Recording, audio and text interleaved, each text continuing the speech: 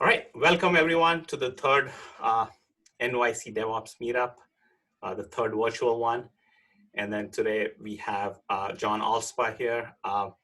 And let me just introduce myself. And actually, Tom, do you want to go first? You are the original organizer. Oh, I'm not the original. Well, yes. who's still Hi, I'm there? Tom Limoncelli. I'm one of the organizers of the group. Thank you all for coming. The group's been around for about 10 years. I'd have to go back to see. And there were organizers before me and Adarsh, and but we're super glad to virtually see you all today. Cool. Yeah, and my name is Adarsh. I've been helping out. Tom one day sent an email saying, to a few of us, it was like, oh, anyone wants to help out? And I was like, yeah, definitely. Always wanted to get involved, and I took that opportunity, and I've been helping, I think 2 years or so. I don't remember. Yeah, a couple of years. But yeah, it's been fun. So yeah, that brings us to today's speaker. I'm gonna start by introducing, I'm sure all of you know about John's work, but I'll briefly talk about some of the stuff and maybe share a story as well. But yeah, like John and Paul Hammond gave a talk in 2009 at Velocity, which kind of kickstarted the DevOps movement, right? If any of you haven't heard that or watched the video, it's called 10 plus deploys per day, Dev and Ops Cooperation. I think that's the name. So yeah, it's still relevant, and it's still, brings back to, I go and watch and share that video with a bunch of people a lot of times. I was like, yeah, that's all of that stuff, going back to the basics and kind of understanding what actually started this moment. And then these days, John is focused on resilience engineering, incidents, and focused on like kind of bringing all the research and learning from different fields to software and technology. And one of my favorite quotes these days, and I think Nathan Harvey mentioned that last month as well, is incidents are unplanned investments. Their costs have already been incurred. And your org's challenge is to get ROI on those events, right? So that's basically John's quote. I think he tweeted about it, and I kind of go back, like refer that, and that's my favorite quote these days. And yeah, I like to briefly talk about a story, which is basically, I met John the first time last year in person.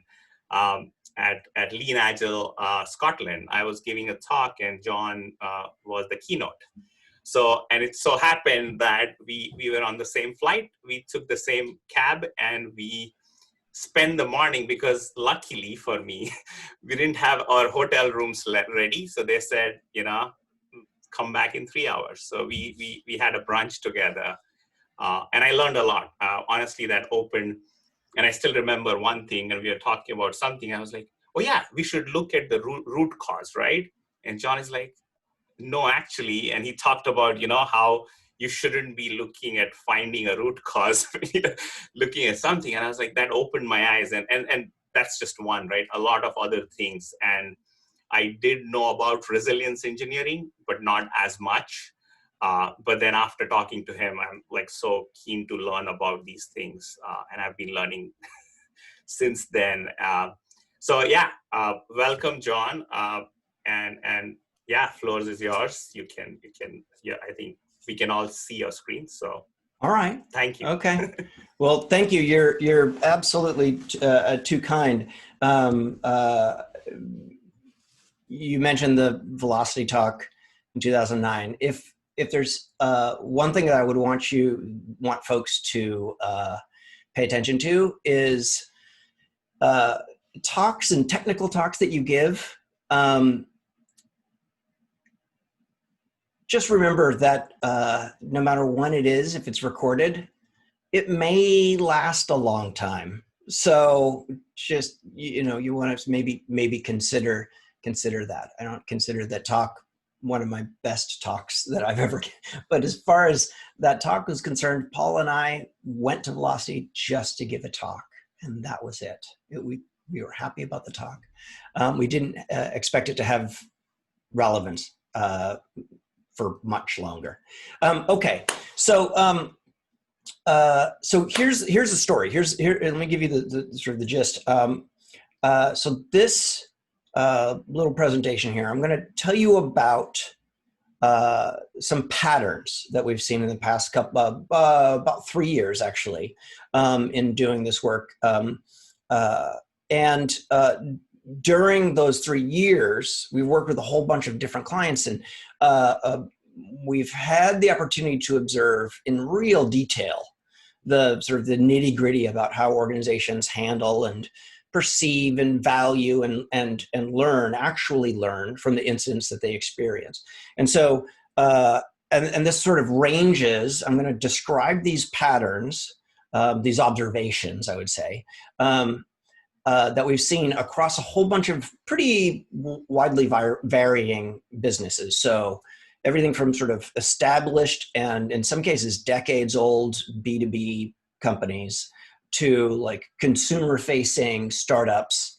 So I'm going to describe some of these, some of which might run counter to, I would say, maybe traditional beliefs or the way our industry likes to talk about these things versus how they're sort of experienced. So, we don't have to spend too much time about this. I would. The company I work for is Adaptive Capacity Labs.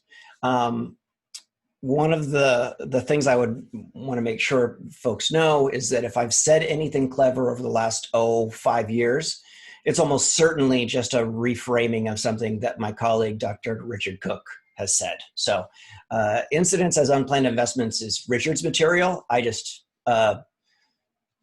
piggybacked. I try to steal as much as I possibly can from him. Before we start, I want to make a couple things clear. The first is that these are only a few of the most common patterns that I'm going to describe here. And that we've come into contact with, and that includes clients and non-clients, mostly clients. And the second is that these are observations; they're not judgments. I'm not. You may hear some tinges of whether something's positive or negative, but they're not judgments or comments on any given single organization. Okay. This talk isn't subtweeting your company. That's my caveat there. Okay, so here's the gist, the sort of the main points. And the first is that I feel pretty confident in saying that the state of maturity in the industry on learning from incidents is quite low, certainly lower than where it could be. I've been studying this for some years now, and I think that in general, there's a reasonable expectation across the industry that we're pretty good at this.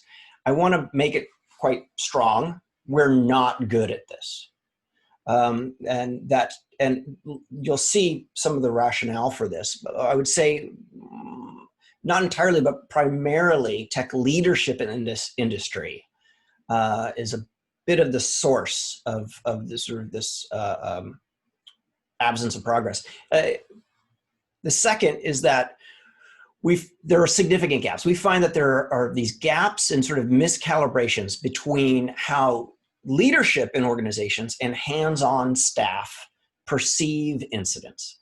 And by perceive, I mean what they mean, how learning happens, how learning actually happens versus how we aspire to learn from incidents, or how we say on the wiki that we learn from incidents. Third is that learning from incidents is typically given low priority because of ironically the energy that incidents tend to produce. There's an urgency that incidents create, and that can lead to a let's get it fixed quick, right, approach, and that can lead up to a whole bunch of other sort of follow-on effects. Lead to rushed follow-up action items, that sort of thing. So this narrow focus on fixing rather than learning is something we'll talk about here. And then lastly, I would say, again, I'll probably target tech leadership in that there's an overconfidence in what the typical sort of incident metrics mean. And there's quite a lot of energy wasted on tabulating them and statistical analysis on them. And that doesn't have a proportional output. Proportional sort of results. These sort of typical metrics are frequently gamed. They don't have much predictive value. You might want to think of it as about as useful as counting lines of code. Okay, so this is the pattern that's probably the most prevalent, right? As well as sort of concerning. So there's this enormous gap between how technology leaders and hands-on practitioners understand incidents. What is actually learned, how learning actually takes place in the organization, and what the incident means for the organization. And what I mean by that is both for what the incident has with respect to history, its impact on what we're doing right now in the organization, and what we see for the future. So the reason why I'm making this distinction between tech leaders and practitioners is to draw attention to something that's so sort of fundamental that I don't think we sort of often acknowledge it. So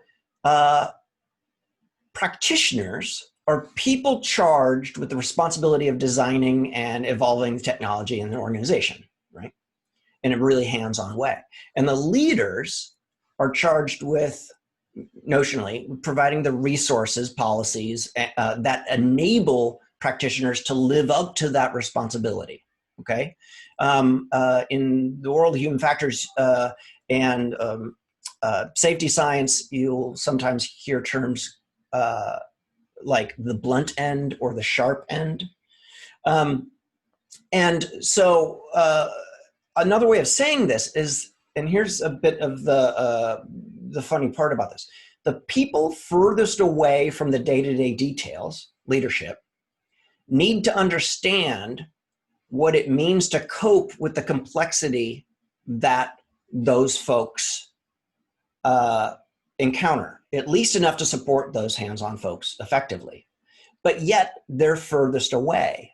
And so there's something there. What we find is more often than not that leadership, because of their limited attention and sort of the broad sort of organizational concerns that are maybe clear to people on the ground, they tend to get sort of simplified, summarized. This is why there's such an attraction to statistics around incidents and that sort of thing. Whereas people who are waking up in the middle of the night, people who are designing new things, new applications, new infrastructure, new telemetry, deciding or working out decisions on when a thing flips from non-legacy to legacy. There's a whole bunch of details, and that lived experience matters.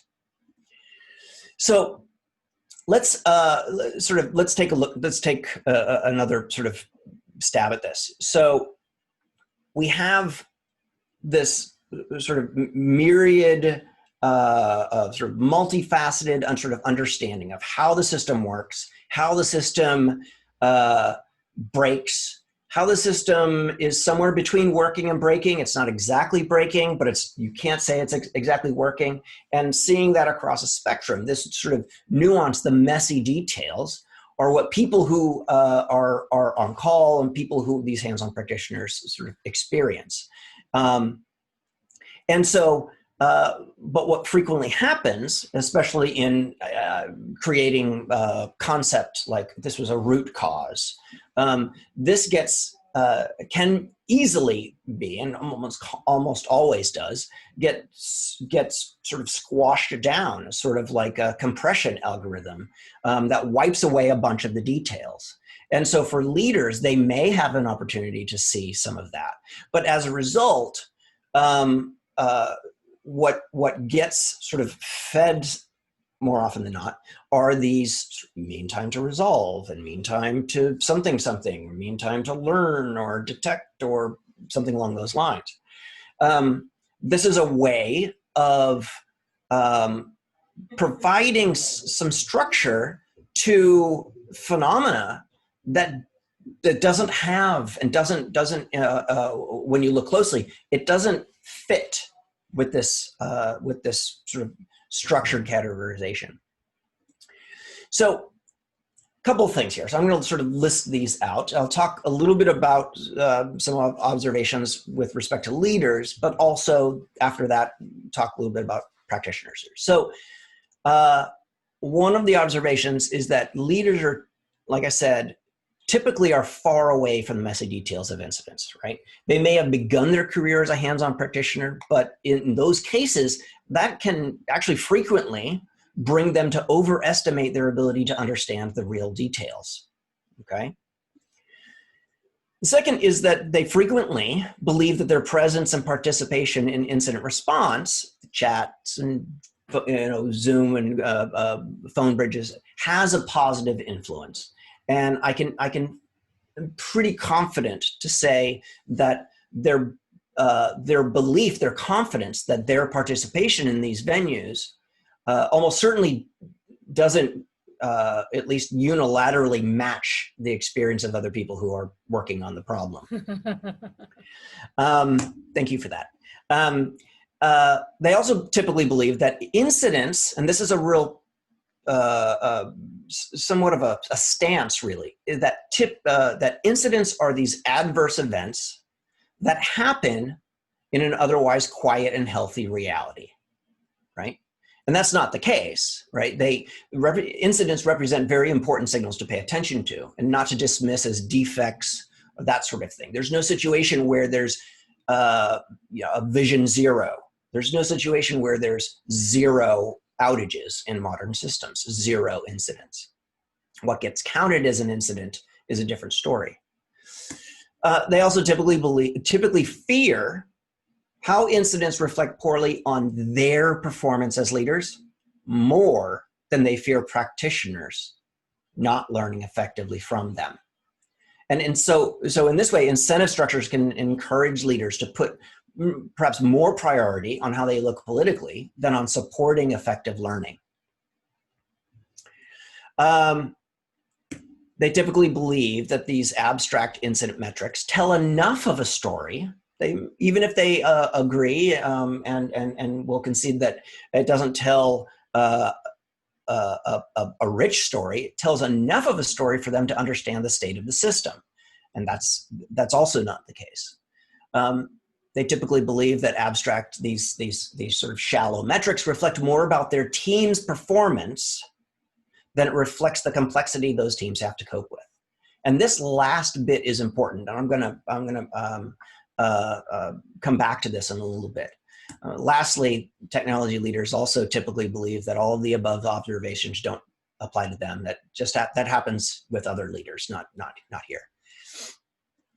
So let's talk about this. So these MTTRs and MTTDs and even frequency of incidents, severity of incidents, customer impact, all of these are quite common.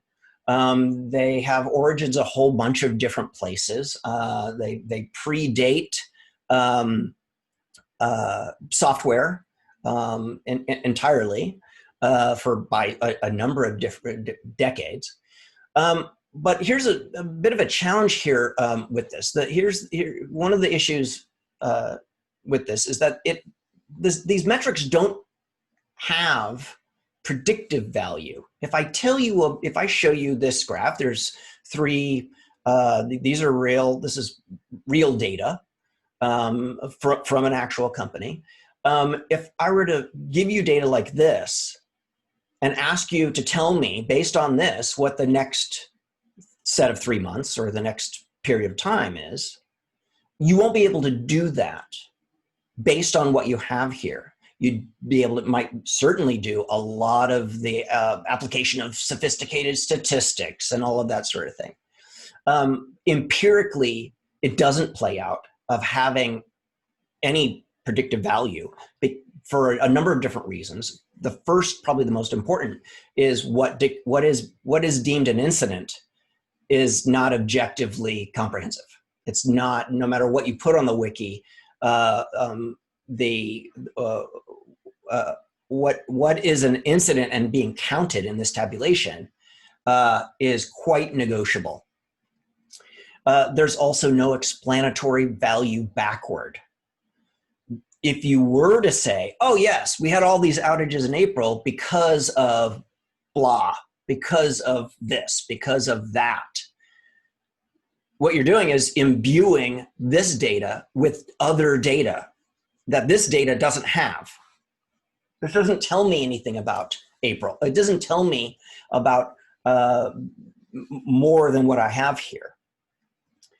So one of the when we talk about this with various folks, a common response would be that people will say, well, but these help us. These are just high level indicators. They help us ask these deeper questions. To which I would say, you don't need the chart to ask deeper questions about incidents, right? Just ask the questions. The questions and answers beyond the length of the incident or beyond the length that somebody said it was detected, that sort of thing. The details is what people don't remember. People remember incidents that took long and incidents that didn't take long. What makes for stories, AKA things that people remember, are the details, are the narrative, are the surprises, the ambiguities, the uncertainties. If you're going to ask these questions, another suggestion would just record both the questions and answers so that others could find them in the future. So one of the ways you could think about leaders, the rationale for one of the challenges with looking at the shallow data is that it doesn't capture difficulties of handling an incident, right? And here's one of the ways you could think about this. How could you tell the difference between a difficult incident handled well and a straightforward case handled poorly?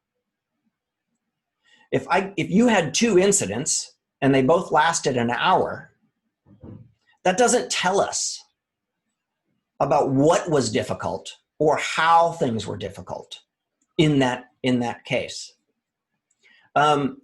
So I'm realizing there might be a whole bunch of questions in the chat. I'm going to keep going and maybe have questions after, I guess, because otherwise I'll be, I'm not good at multitasking. So you have the consequences or the impact of the incident, and a lot of these sort of typical metrics signal these. It's fine. Great, it's data, fine.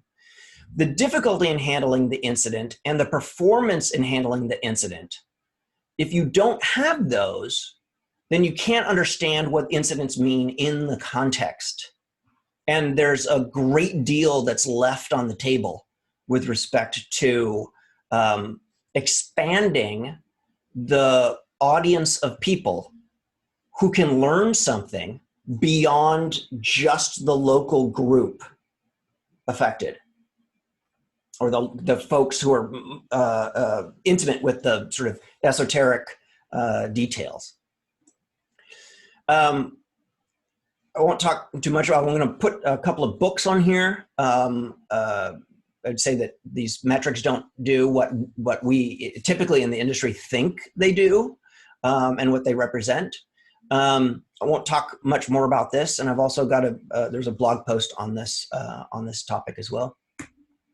So now let's flip to hands-on practitioners. So some of the observations that we've made is that it's quite typical for folks to view the activities that take place after an incident to be a check the box situation. It's an accounting, really. It's a filling a form, a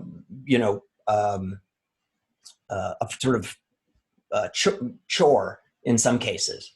But that's what the activity is. Typically believe in a future world where automation will make incidents disappear. Just a little more automation, and we'll be in great shape. There's also a belief that, there's one of our observations is that that there's, I would say, mostly about an awareness. Not certainly there's some skill involved, but you can't understand that you might not be good at something if that something is unknown to you. So they typically don't capture what makes an incident difficult, only what technical solution there was for it. This is the refrain before that a focus on fixing is different than a focus on learning. Typically don't capture the post-incident write-up for readers beyond their local team. Postmortems and incident write-ups are more often than not written to be filed, not written to be read. And I'm not an expert in education, but I suspect that if I can't read, if I don't read about something, if I wasn't there, then my only shot is to hear about it in a story or read about it. Then I've got a shot at remembering it. You can't say you've learned something if you don't remember it. So practitioners typically do not read post-incident review write-ups from other teams, and who could blame them? Typically they're quite terrible because they're not written for readers, because they're written to be filed. They're written as a vehicle more often than not, as gathering something that's serves a purpose that's not the learning. Let's be clear, the learning is happening. All organization is learning. There's no such thing as learning's not happening. Learning, we can't not learn. The question is, how effective is the learning? How rich is the picture about what is learned? And how broad is the opportunity for an ever-growing audience to learn things? They typically fear what leadership thinks of incident metrics more, certainly in some organizations, than they fear misunderstanding the origins and sources of the incident. Again, related to incentives and motivations in some cases. Typically has to exercise significant restraint from immediately jumping to fixes before understanding an incident beyond a service level. And I say this as an engineer. This is what we do. This is what has made us successful. It's just that it can get in the way. The soonest we feel, though, we have even the vaguest understanding of something, we'll start generating ideas. What can we do next? What can we do next? What can we do next? Without a really supported and defensible case that you've understood the mechanisms and the dynamics of the event. And if you misunderstand what's broken, if you misunderstand how it's breaking, but base your what to do next on that misunderstanding, you'll likely have new problems. And I would say also, of course, they typically believe that above observations don't apply to them. All right. Learning is not the same as fixing. I won't go too much into this. I've got a link in here that has some more material around it. And so here is where folks are saying, okay, John, you just spent a whole bunch of time telling us we're terrible in the industry, up and down the organization at all of this stuff. I just didn't want to pull any punches and needed to be quite clear and upfront. I would say that learning from incidents requires skill and expertise that most do not have. And I want to make an analogy here. Adarsh, when introducing earlier, mentioned this talk. We gave it in 2009.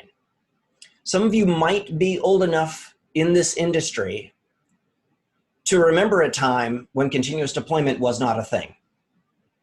It wasn't. There was a time when testing wasn't a thing. Beyond,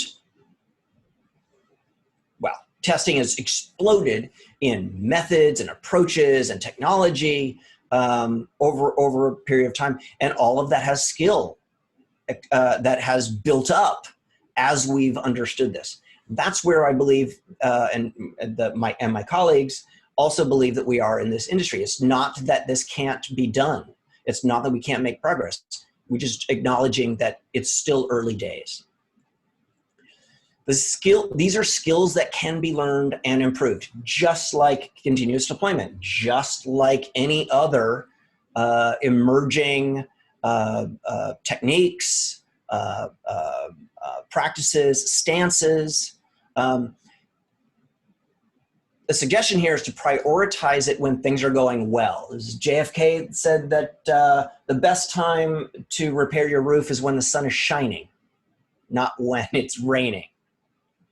I will say this, that if you put in effort and invest in your organization, invests in getting good at incident analysis, it will only accelerate the expertise in your org. You have a great deal of expertise. Amplifying it will be a competitive advantage. So I'd say to leaders in particular, focus less on incident metrics and more on signals that people are learning. What does this look like? When I say learning, I mean literally learning, not we came up with action items, not we've had an absence of repeats. An absence of repeats is not evidence of learning. The presence, creating JIRA tickets is not learning from incidents. It's creating JIRA tickets. What does this look like? It means gathering analytics on how often incident write-ups are being read, right? I think it's in 2020, being able to collect data on page views. I think we know how to do that. Analytics on who is reading the write-ups.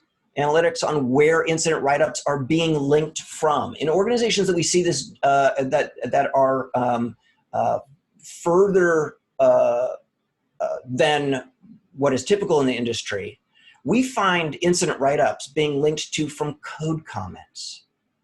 Incident write-ups being used as fuel for new hire onboarding. Incident write-ups, the URLs linked from other incident write-ups.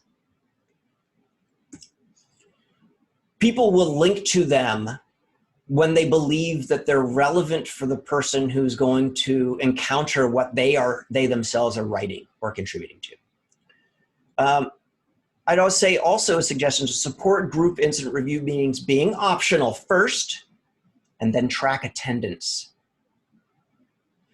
Engineers don't go to meetings they don't think are valuable if they're optional. If they believe your goal is to make those review meetings productive, and in organizations that we see doing this really well, we hear that engineers, when asking engineers what makes you go to a review meeting that you didn't have to go to, and they report that they go to them, they always go to them as often as they can, because they can learn stuff there they can't anywhere else. So we've written a whole list of things like this, and so I'll punt to that blog post on this particular topic. So let's flip to practitioners, people who wake up. I'd say to consider not placing all the burden on a group incident review meeting. Instead, use the meeting to present and discuss analysis that's already been done. You don't want to construct a timeline in a postmortem meeting. You want to explore one that's already been constructed with a particular eye about what has been learned about the incident and use that to generate discussions. The reason why there are too many pitfalls to bet everything on a single meeting. There's the highest paid person's opinion who can sort of suck the oxygen out of the room because they're the CTO or the VP or the director or the veteran, graybeard or whatever, who wants to talk about things that are related, but mostly want to hear themselves talk. Groupthink, going on tangents, having there can be a almost tacit understanding that if we just get people in the room, that's all you need to do. Just let them go.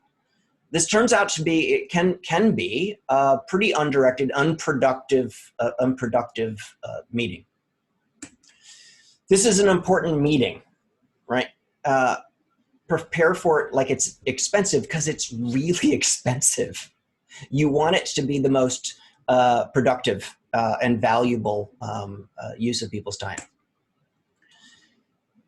Now we're in a little bit of sort of non-conventional sort of stances here. So I want to sort of acknowledge that. Incident analysts should not be stakeholders. Meaning you don't have a stake in what's done. You may have opinions. That's not your role here. Your role is not to tell the one true story of what happened. One, that's not a thing. There is no one true story of what happened. There's no comprehensive, objectively true. Only multiple diverse perspectives. Your role isn't to dictate or suggest what to do. Your role as an incident analyst is, through the use of data collection, including interviews and various artifacts, to understand how others, the people who responded to the incident, the people who are responsible for the parts of the systems that are involved in the incident, your job is to synthesize how they understood the incident.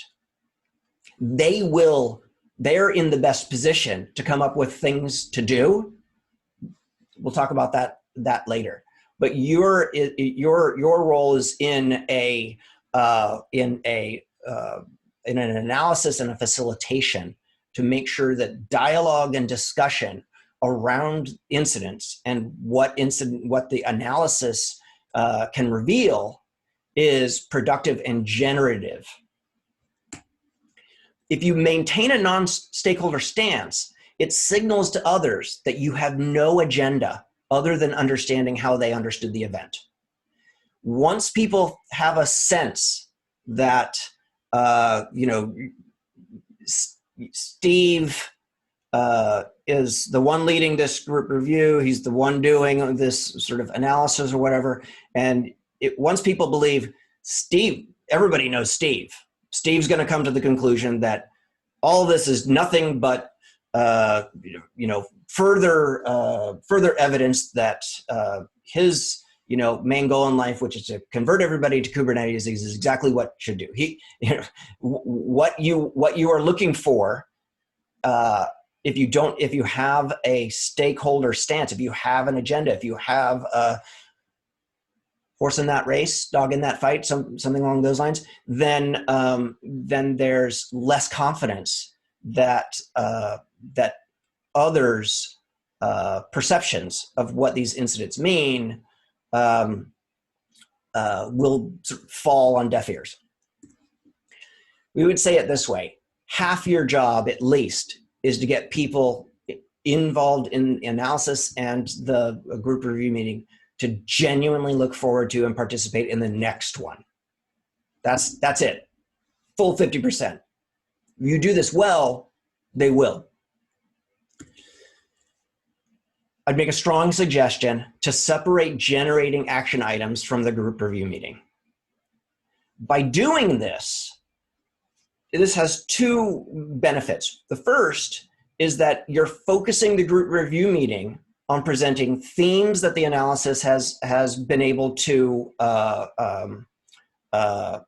synthesize and reveal, and the details of the mechanism, the narrative of how the incident played out through the eyes of the multiple people who worked on it. Like I said, you can't get people to stop thinking about action items, especially when there's a history. If there's a history in the organization that effectively says that is the whole reason to have this meeting is to generate action items. Give them Post-its, have them write down their ideas. Those will be important later, but it's not for that meeting. When you separate it in time, Todd Conklin is spent most of his career overseeing safety at Los Alamos National Labs. And what he's sort of termed soak time is pretty familiar to all of the folks who are veteran software engineers. Veteran software engineers know sometimes when you're banging your head against the wall and really are getting just hung up on this really tricky bug, some of the most effective ways of approaching it is to step away from the keyboard, is to go for a run, is to listen to some music. Some of the ideas that come to us in the shower after we've slept on a problem tend to be, and there's a whole bunch of research around problem-solving incubation. Soak time makes it such that separating action items in a separate meeting or asynchronously is likely to have much more traction, purchase. So here's my sort of the challenge that I'll put to you. So first, for leaders, start tracking how often post-incident write-ups are voluntarily read by people outside of the teams closest to the incident. That's it. Start tracking how often incident review meetings are voluntarily attended by people outside. Those are really good starts. It's not for the technology leader. Technology leaders, especially those that are former engineers, may have a burning curiosity about the details. But as a leader, you're not going to be able to, because you'll have too many incidents. The organization is growing too quickly. There are going to be things that are or aren't, that they're just so far away from you. It's your role to keep track of how effective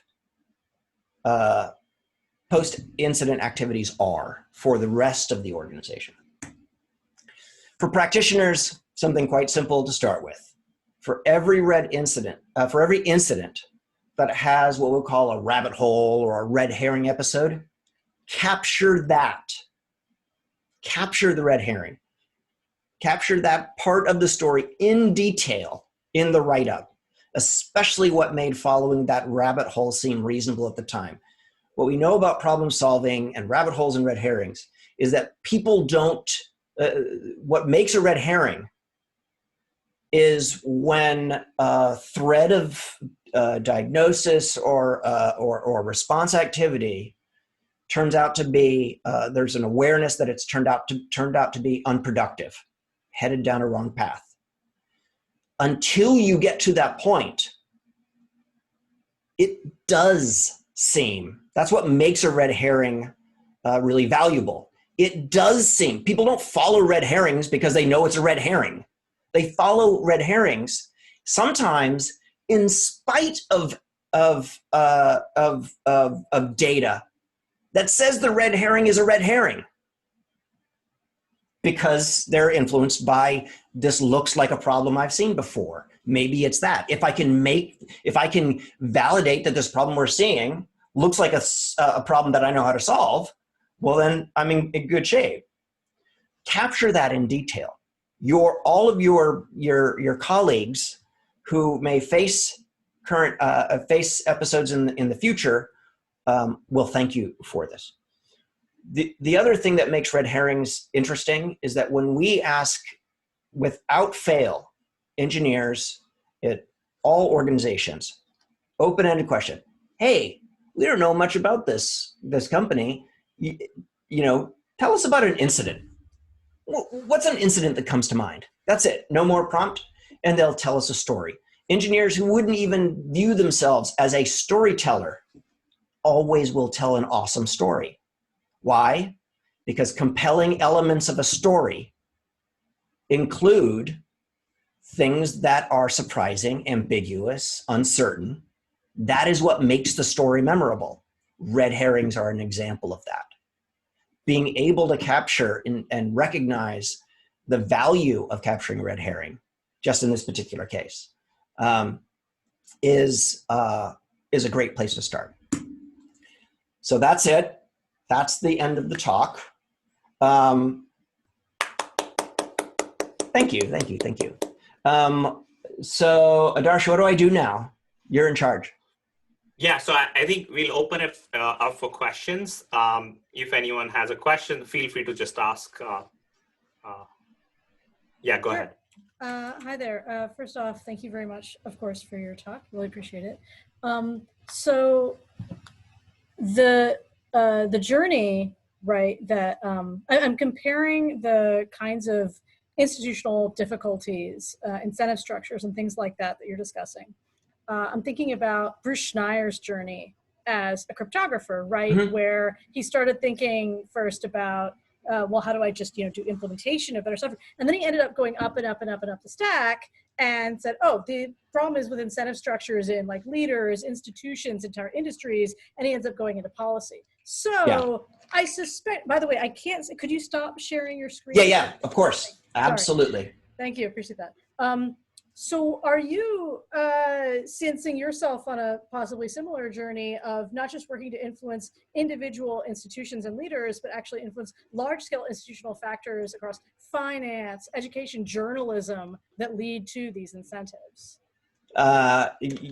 So the short answer is yes, of course. It's not a. So let me back up and say. Adarsh mentioned the field of resilience engineering. This is what resilience engineering has been doing for a little over a decade now. It's historically known as safety critical systems. Policies, governance, incentives, structures, all of those sorts of things have a play. Certainly have an influence. On the flip side, also, that's not all of it. However, people do things all the time that they're not incentivized to do, especially in SRE and DevOps sort of related roles. Right, a sort of something core. That my colleague wrote in a book called Seeking SRE, a core sort of ideal. I'm missing the word, but a core ideal is protecting the systems that we're responsible for. Right? There's lots of activities that people aren't getting paid extra to do, and so incentives, I would say. You could use that as a broad, are you all incentivized? Would you say that you're all incentivized for finding a comfortable place in the chair that you're in right now, right? And so some of these things are, absolutely, there are economic and punishment and reward sort of perspectives on this work. That was a long answer. So it's yes. Yeah. I think, yes, and. I'm sorry if I came across as talking, it sounded like about, waiving specific gift cards. Like, I'm talking about the incentive structures more largely. And, I mentioned finance in particular because of the idea that, quarterly reports to stockholders and that how that ends up permeating an institution, what leaders and practitioners end up feeling they are being expected to do, what their peer groups are doing, what they're not just rewarded and punished for in a very specific way, but then how that turns into what people are allowed to spend time on or feel they are, all that stuff. Yep. What degrees of freedom people have. Yep. Yes. Cool. So next question, Anthony, do you want to just ask yourself, or I can read it, whatever you. Oh, sure, I'll ask. Thank you, Adarsh. Great talk. Thank you very much. And my question was, is there any fear or danger of tracking the attendance at meetings and tracking voluntary reading of incident reports, of actually introducing a confirmation bias where people start doing those things more because they're being tracked? I mean, I feel like the answer should be these are not tracked or evaluated, but they're kept in the background as measures of learning. But I feel that you also want to be transparent, and if people ask if they're being tracked, you want to disclose that. So any question on that?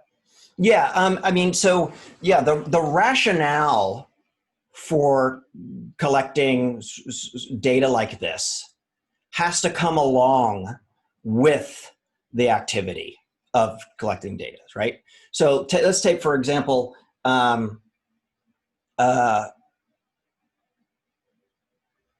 let's see. I mean, a lot of us, I would assume almost all of us, use version control, right?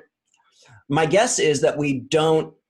I would be interested in talking with somebody who's on the call now who is somehow rewarded or the absence of being rewarded for how many lines of code they write, right?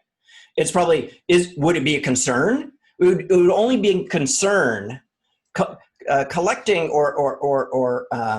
collecting the size of a code base and keeping metrics on that, right, would only be a problem if the rationale for that was to influence decision, about what's good or bad about that.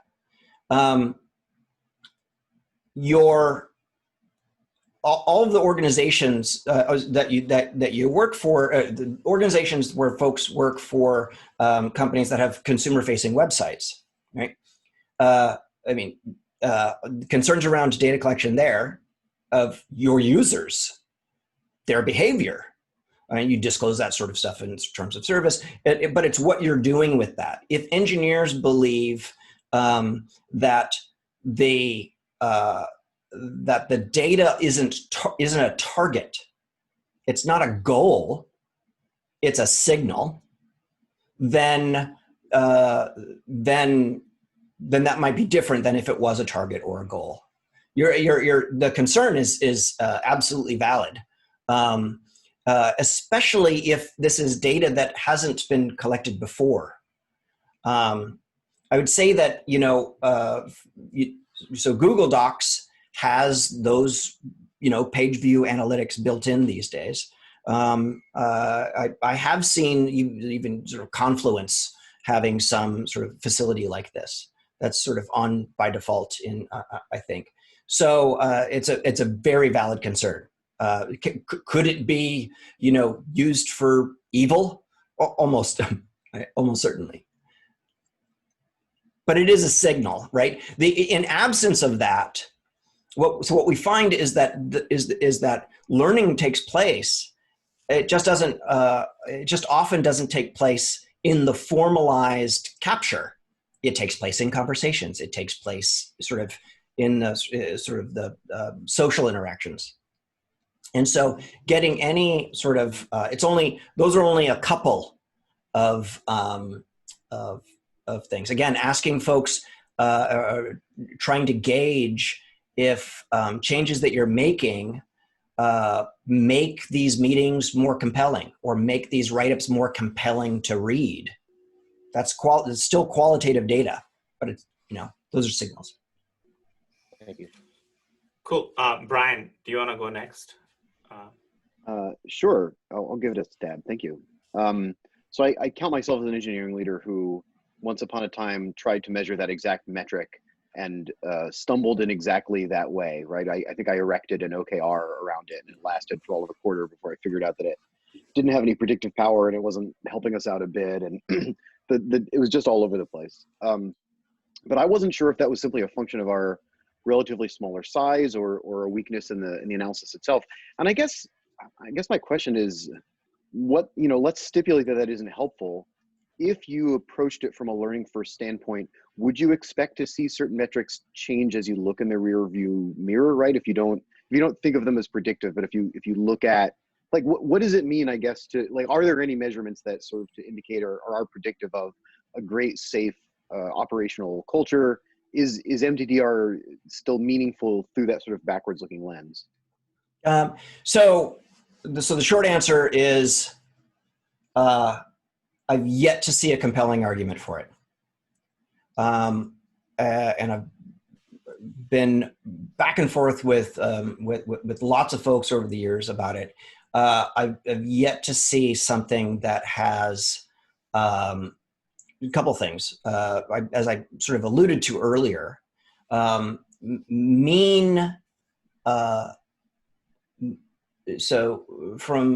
I'm no statistics expert, but a great deal of these are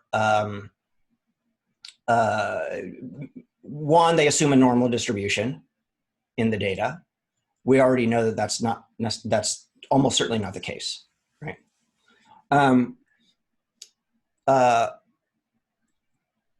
When people say mean, when you push on it, they say, do you mean actually mean? Why not median? What's the mode of your, right? And so over which case, if you're averaging, over what time period? And does that time period change? So it's a bit of a boondoggle that doesn't turn out to be, again, it doesn't turn out to be important for or valuable. I'll point out another issue, right? There's with this incidents and data around incidents, like those sort of what we'll call shallow metrics. What the safety science world would call a safety one approach, a safety one view, which is a valid view, is to make the number of adverse events as low as possible. Okay, a safety two, put forth by the resilience engineering community, would say you want to see not the absence of adverse events. You want to see the presence of activities that make things go well.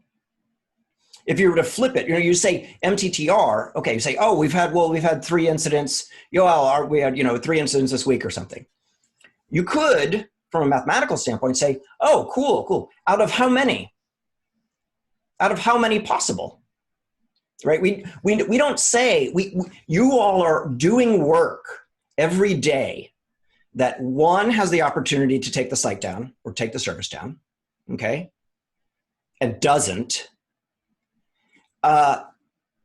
And but we don't count all of the incidents that could have happened that didn't. Why? Because we just call that normal work. So what's keeping you from having incidents is normal work, right? How do you capture normal work? It's again, it's difficult. Otherwise, we'd already be doing it. But you want to increase. You want to amplify what goes right. You first have to identify that. So just use an incident. An incident has this amazing quality to almost magically capture people's attention. Right? If you were to ask a question, okay, so what are things in this case, in this incident, what are things that made it, if all incidents can be worse, what are some of the things that made it not nearly as bad as it could have been? If you identify those and describe them, it's most important to describe that. It's hard to get at, but that's what sort of the flip is. But if you're only looking at the presence of negative events, then there's a perceptual shift that like draws your attention away from the presence of the presence of activities that in a lot of cases only the local group, or maybe even only the local individuals might even acknowledge or even recognize. Tacit knowledge that is knowledge that we have, that we don't often describe, or even in some cases can't describe, certainly, or don't have an opportunity to describe to others. That's where the gold is. Sorry, really long answer to your question. Sorry. I was hoping for something more reductive and really just a pat answer that I could. Yeah. I can sell. I can see where you're going. Yes. Talk to me later about insight in a box, and I'll give you some pricing. All right. Well, thank you so much. I appreciate it. So just tagging actually on that, John, and one of the things that you mentioned like last year when we were talking is the root cause, right? Like kind of how not trying to find this one root cause and then, pinning everything there, right? And I know why you say it not to do that, right? Because everyone's trying to find that, right? And there's not always one root cause. Yeah, go ahead. I had a question there, but I was like, have you actually seen organization use it in a better way, right? I understand why you say don't look for root cause, but let's say there is an incident, finding the actual reason right underneath, or maybe at least trying to find one so that you can go there and try to fix it. What are your thoughts like? Well, so that's a great question, and I would maybe separate a little bit the concept of multiple contributing factors to how people describe. Like, so when we're working with folks, if they say, "Oh, the root cause is this, the root cause is that," we're not interrupting them and saying, "Oh, well, no, and sort of bring attention to that." I only do that with you at brunch. But when we and it depends on what it's used for. But the fact of the matter is, there's and we know this in general. The desire to find a root cause or to label something as a root cause is it can be a reasonable construction, but it's a construction. I would sort of view the term root cause the same as human error, right? When a label's applied to a mechanism, we use the word mechanism because mechanism implies there's stuff happening. There's more than stuff happening. There's more than one thing going on, and that's we tend to use the word mechanism for that. It's driven because we want to have, if I can make this about this single thing, in this case, what we might call it a trigger, right? There are a whole bunch of conditions set up, and a phenomena brought these multiple things, sometimes, years old, brought them together to have this sort of unique behavior. Then we say, oh, if we fix that little thing, that's fine. It's just that you're being very selective, and the result will be that the effectiveness of the improvement is going to be proportional to how narrow you scoped that.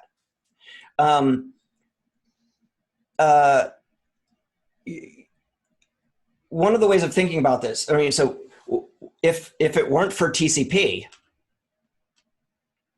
I mean, TCP was involved, right? Databases are involved, coders are involved, right? If why aren't you saying, if those of you who work in a Python shop, why aren't you pointing out that if Guido hadn't been born, then you wouldn't have had this problem, right? Sorry, Sumana, too close to home. I get it. You know, something that that you don't often see in an NTSB report. You'll never hear that that gravity was a cause. Yet, and I'm not an aviation engineer, I'm pretty sure it's involved, right? So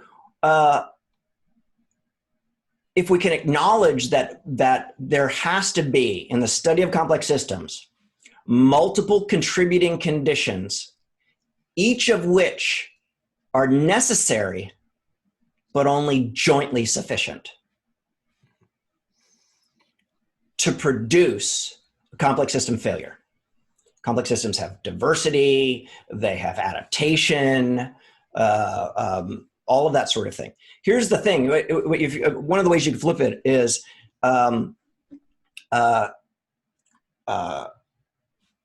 Ernst Mach, a German philosopher, once said that success and failure arrives from the same sources, right? Only the presence of adverse reaction can tell the difference, right? You notice how often do you get, if there's a root cause of failure, how often do you get asked, what's the, think of the most amazing runaway success that you've had in your organization. Amazing product, champagne flowing party around getting rid of this legacy or launching this new service mesh, blah, blah, blah, something, whatever, something that's awesome. Everybody says awesome. And come into the room and hit your fist on the table and say, damn it, I demand the root cause of this success.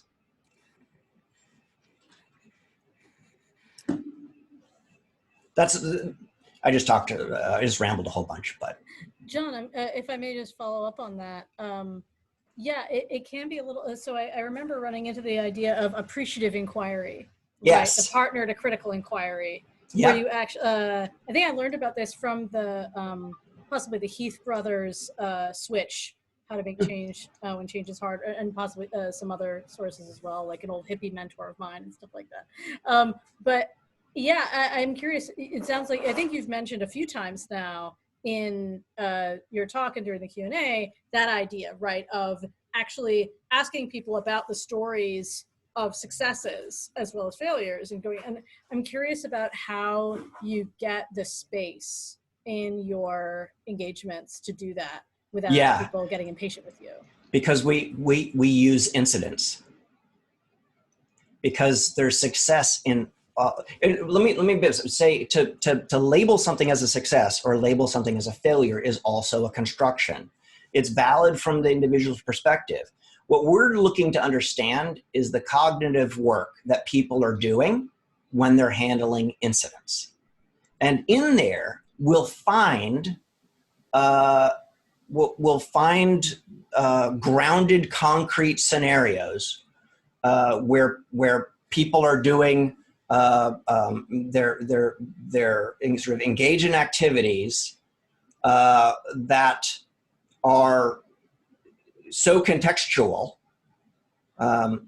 so informed by what they understand a particular problem to be, what they understand others that they're working with understand a problem to be. We're just getting at how people are solving problems without labeling them success or failure. If they offer up, here's this thing, I didn't think this was going to work, and it totally worked. It was amazing, right? That doesn't come up as sort of nearly as often, but yeah, I would say first and foremost, appreciative inquiry absolutely has pretty clear ties with what we would call cognitive task analysis, and that's sort of sort of a route. And you can get it, and you can get at it, but it's an iterative process to sort of understand it. But we don't say, well, we won't say we're going to study how successes happen, right? Because that means that we've already described something as a success. I'm interested in what we would be interested more in what makes you believe this was success. This was a success, right?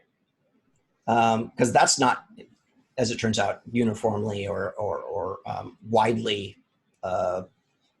agreed upon. So John, there are 3 or 4. So, but I wanted to check with you how long do you want to keep going? Because I'm sure like there are 3 questions I already. I've got a couple. I get about 10 minutes.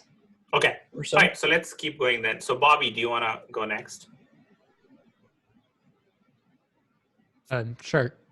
So in the past, I've at previous institutions read every single incident analysis done. And half the time, the reason I was reading that incident analysis is because it was a compelling story. And half the time it was like looking at a car crash. It was like, all right, cool. Let's see what happened today. Great. Great. That's excellent. About half the time I went into this, I fully had the intention of learning nothing. It was kind of the first thing I did in the morning. It was like, well, my brain's going to take some time to wake up. I can read this. That seems semi-productive. Is there any way to like either measure or ensure that learning actually occurs? Because if like we're tracking how often people are reading and attending these things, that's just attention. Yeah, that's just attention, right? I read. There's a handful of. Somebody made this analogy to me, and I think I dig it. I read like a couple. I read like the Washington Post, and I read the New York Times. I go to these sources of news, not with having any idea what I'm going to learn, but I have an expectation built up over time based on my experience. I'll read an article on the Washington Post. I'm like, oh, wow, that's a pretty good article. You know, I'll pay attention to who wrote it. Like, oh, well, there's a thing. I didn't know that was a thing. And I asked my wife, oh, did you know that this is a thing, right? So having having an expectation that there's an opportunity for you to learn something that you didn't know before is a key sort of part of this. But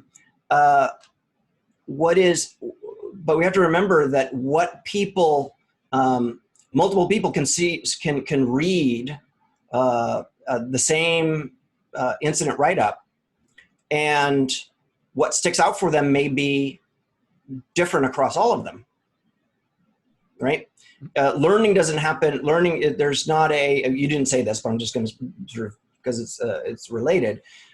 There's quite often a belief that, okay, we're going to do this, sort of process, and then we're going to take, and here are the learnings, here are the lessons, right? And as if it's like sort of, a syringe pulling sort of just the concentrated juice from a lemon or something like that, right? And sort of distilled. And now, if you believe that, which is a sort of a implicit belief that what other people don't know, right? Which you can't make. And then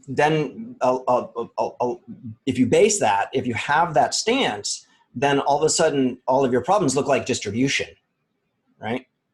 So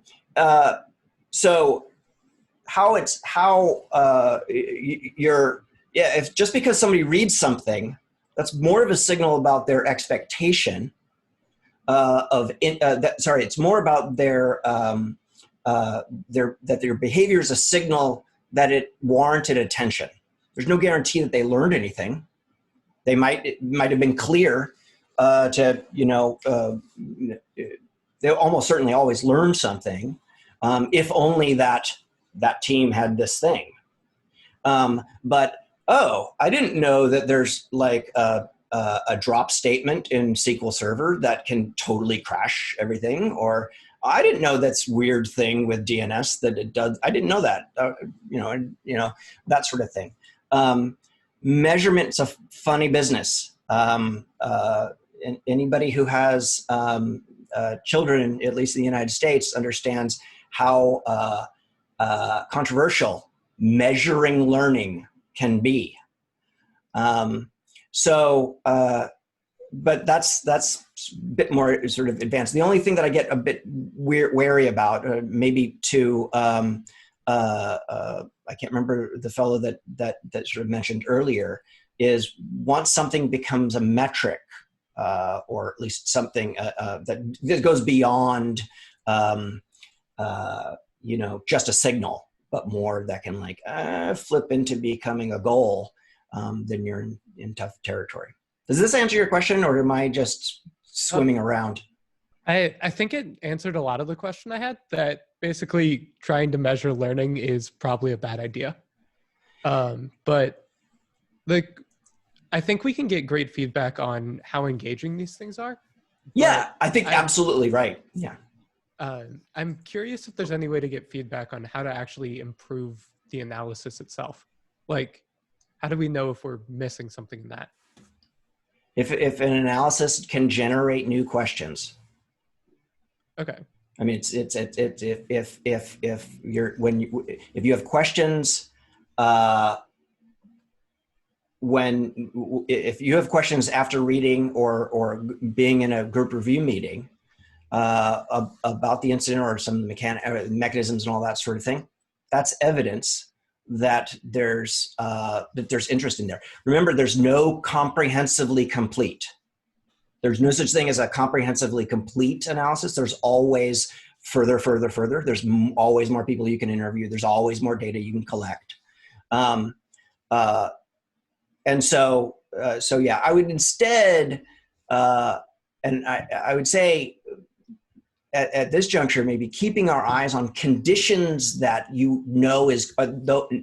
conditions that are conducive, that enable people to learn broader and more than they otherwise wouldn't.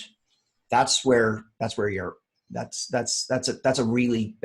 great stance to take. All right. Thank you. Cool. Hey, So John. Sterling. Yeah. Hey, John, Sterling here. I got a quick one for you. Yeah. In your talk, Resilience Engineering, the What and How, you talk about challenges with DevOps and SRE, and there was 3 points, but one of them was the inertia towards the status quo. Yeah. And then you talk about the status quo beliefs. Now, if we're an SRE team that understands these status quo beliefs and we're trying to infect the change that we're talking about in resilience engineering and, better postmortems, more enriched and all that, what are some ways that you've seen companies or you yourself teach to get stakeholders to see this and to get buy-in from stakeholders that we can start infecting some of this change? Yeah. Are you asking? Let me ask a clarifying question.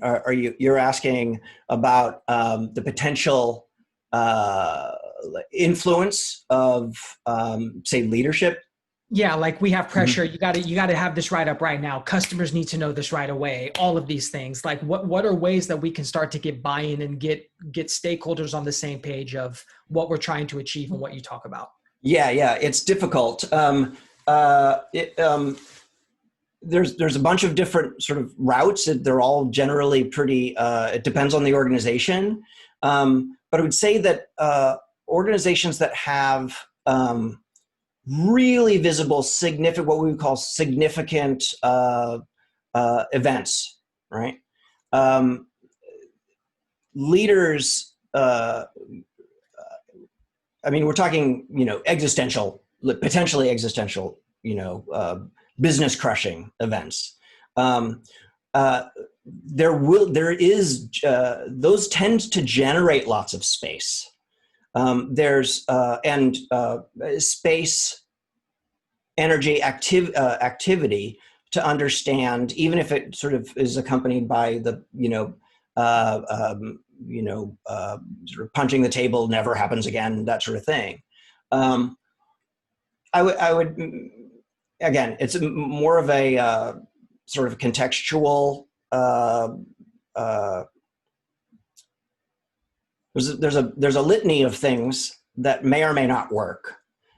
say without sort of trying to list out some of them, I would probably point to, I'll give you one that tends to shift to, and all you're looking for is shifting a perspective, right? You're not, if you're in a situation where you're looking for very specific things to convince a leader of, it just means that and you've never, been in a position to do that before. It just means that the sort of the basics haven't really been set up. There's lots of very expensive activities that software engineers undertake, and leeway that are not measured. They're not captured. They're not even rushed. One of the examples we use is code review. Code review takes up a not insignificant amount of time and energy from an engineering organization. I don't know of any, if there's people, I would love to talk with you, but I don't know of any organization that records in a time card way how much time is spent doing code review. But it's extremely expensive and it's very difficult. So if you say, you got a code review and 5 people spent, n number of, minutes looking through it, blah, blah, blah, blah, blah. And after maybe some bit of discussion, somewhere ends up with okay, looks good to me from all 5. And you go to deploy it and everything's fine. And actually, lo and behold, everything is fine. Now, was the code review a waste of time? These are activities that are difficult. There's lots of things, lots of companies spending money to send, at least used to send folks to conferences. Velocity was $2,500. What's the ROI on that? So there's lots of things that don't get a lot of scrutiny, especially when it comes to like time and economic sort of scrutiny. My colleague, only half tongue-in-cheek, said if asking for economic justification is something that I want other people to do to convince me of something, but I don't need to. If I want to do a thing, I don't need to be convinced of it because I want to do it and I understand it. You see what I'm saying? And so anyway, that's just a bit of a short answer of one of the sort of routes. It is, you point out a significant challenge, but I would say that the challenge is temporary. Like I said before, there was a long time when leaders didn't think that code review, that spending boatloads of money on an infrastructure team to maintain an automated testing infrastructure. And that's all they do. But yet, here we are. So that's the best cop-out answer I can give you in the short period of time. Yeah, no, that's awesome. And the other point that you made in a separate talk as well, the how to keep your systems running all day. The fact is that artifacts and things that come out of postmortems should be included in the software development lifecycle, and yet we don't view it that way. And I find that extremely interesting. Yeah. Okay, great. Yeah, just looking at the time, we went over a bit. Thanks so much, John. Awesome talk. Let's give a thank you for applause. Thank you all for listening. I appreciate it. I love talking about this topic. Thank you for listening. Sure. I'm glad we're recording this. I'm going to show this to all my coworkers. All right. Thanks. And again, just a quick reminder, next month we'll have this holiday thing. We are still figuring out what it is, but I'm going to post that probably next month. So sign up for that. If anyone wants to give an Ignite, ping me. We'll figure that out. But yeah, and we'll be looking for speakers next year. So if anyone wants to give us a talk, again, just let me know. All right. Thank you, everyone, for joining. And thanks again, John. It was really insightful and a lot of great stuff that. Thank you. Awesome. Thank you. Thank you. Thanks a lot. Yeah. See you.